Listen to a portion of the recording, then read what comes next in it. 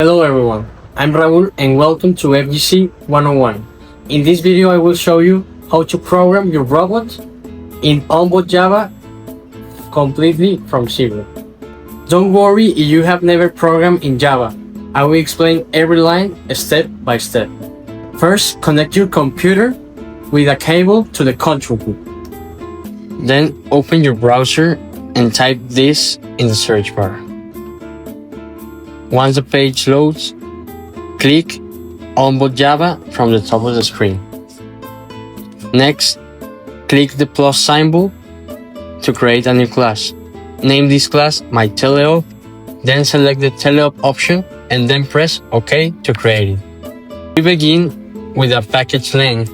This simply tells the control group where our file belongs. Now, above our class, we see the annotation Teleop. This tells the control group that it is a Teleop program, so it will appear on the driver station when we select an OP mode.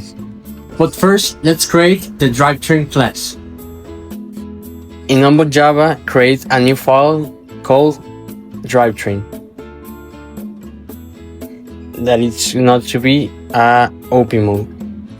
At the top, we import the motor classes and we write DC motor right front and left front.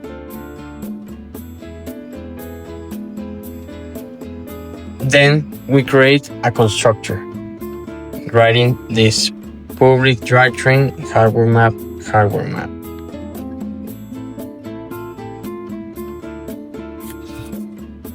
Here we connect the motors with the hardware map and we're going to call them right front, and it's the name that will appear in the driver station.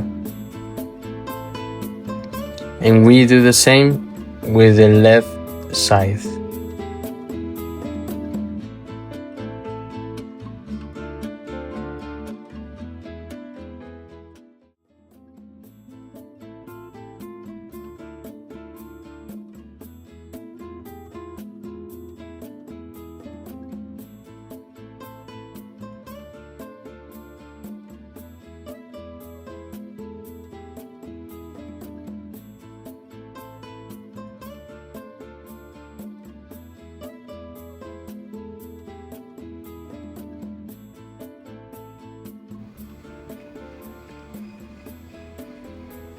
Then we set their zero power behavior to brake.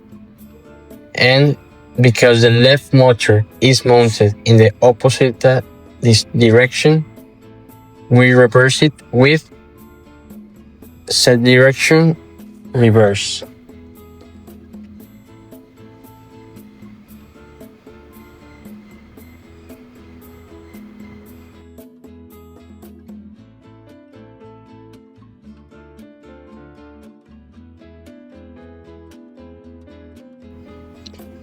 Now the drive method that does all the magic.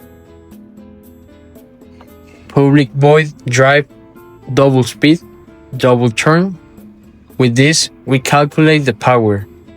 Left power equals speed plus turn, and the right power equals speed minus turn.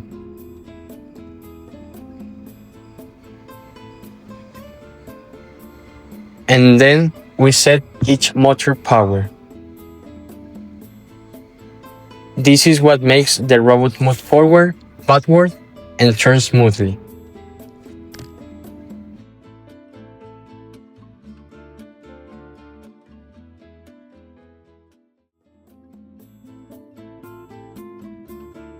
Here we have finished our drivetrain subsystem, so let's come back to the Teleop. We write extends linear OP mode. This means our program is named Teleop and it will run line by line like a normal program. Inside this class, let's declare all the parts of our robot. First, our drivetrain.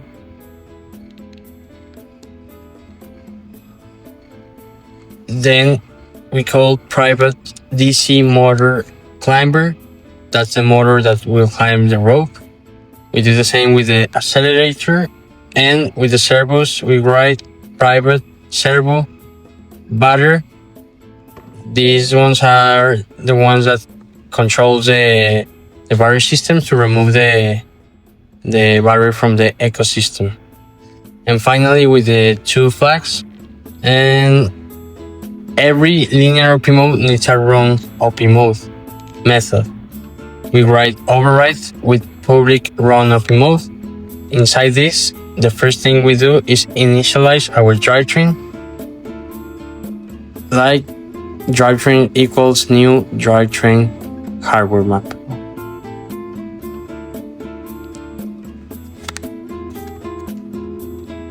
Then we connect the motors using the hardware map as climber equals hardware map, and the name is going to be climber. We do the same with the accelerator, and the name is accelerator. We also set the zero power behavior to brake, which means when we release the controls, the motors will stop instead of coasting. And we do the same for the servos, as batter equals hardware map as batter, and flag 1 and flag 2.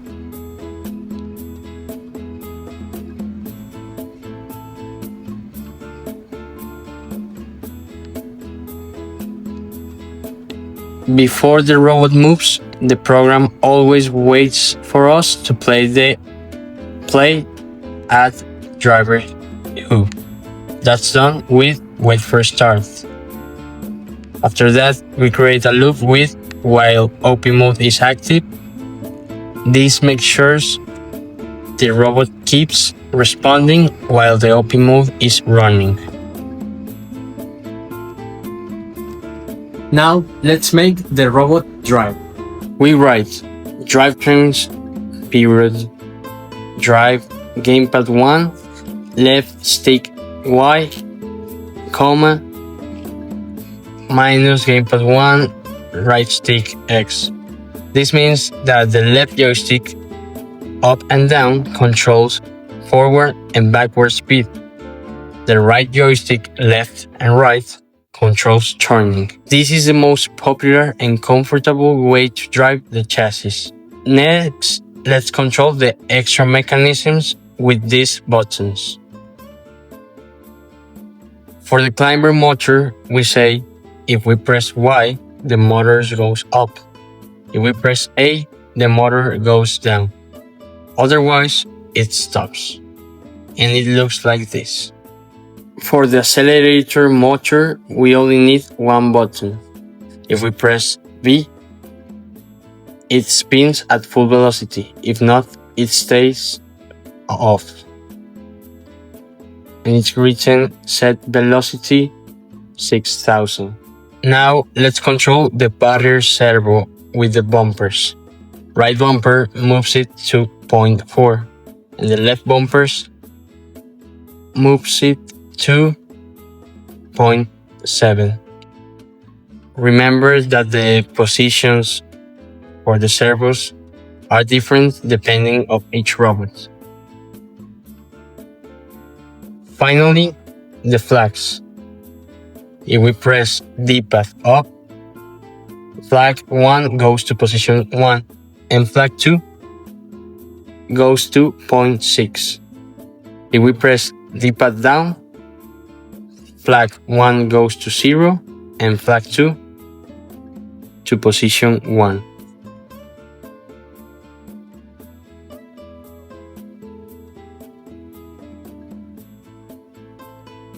And that's the end of the teleop loop. When we stop the program, everything shuts down. We finish the class with the closing brackets. And that's it. In just a few minutes, we have created a program of teleop with a tank drive and working mechanisms. Now we connect our driver station and let's test the robot.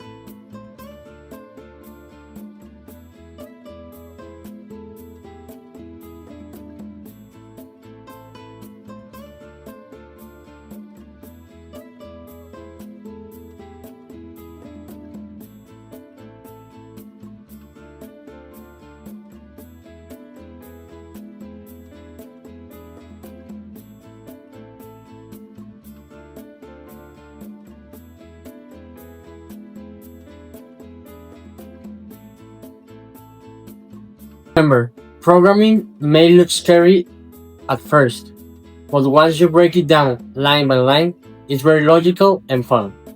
Thanks for watching and see you in the next episode of FGC 101. Bye.